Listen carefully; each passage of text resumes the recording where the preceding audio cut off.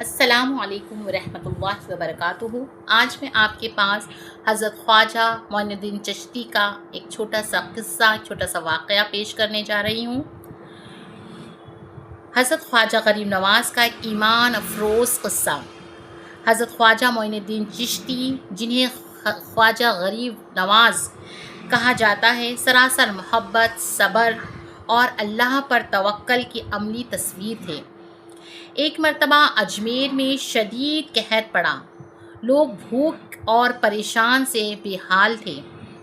خواجہ غریب نواز کے آستانے پر بھی قیدیوں اور مسکینوں کی بڑی تعداد جمع ہو گئی، مگر لنگر میں آٹا ختم ہو چکا تھا۔ خادمین پریشان ہو گئے اور عرض کیا کہ حضور، اب لنگر کیسے چلے گا؟ خواجہ صاحب نے نہایت اطمینان سے فرمایا، اللہ پر بھروسہ رکھو، وہی رزق دے گا۔ آپ نے خادمین سے فرمایا کہ خالی دیگ چولہے پر رکھ دو اور بسم اللہ پڑھتے رہو۔ خادمین نے ایسا ہی کیا۔ تھوڑی دیر ہی گزرے تھے کہ وہ خالی دیگ اللہ کے حکم سے آٹے اور کھانے سے بھر گئی۔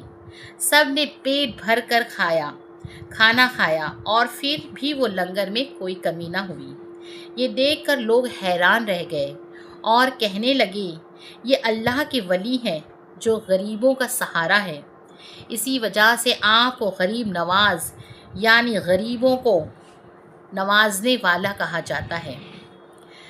اس سے آپ کو کیا سبق ملتا ہے؟ یہ قصہ ہمیں سکھاتا ہے کہ جو شخص اللہ پر کامل ایمان بھروسہ کرتا ہے، اللہ اس کے لیے ناممکن کو بھی ممکن کر دیتا ہے، اور جو غریبوں کا خیال رکھتا ہے، اللہ اسے دنیا و آخرت میں عزت عطا فرماتا ہے۔ جزاک اللہ۔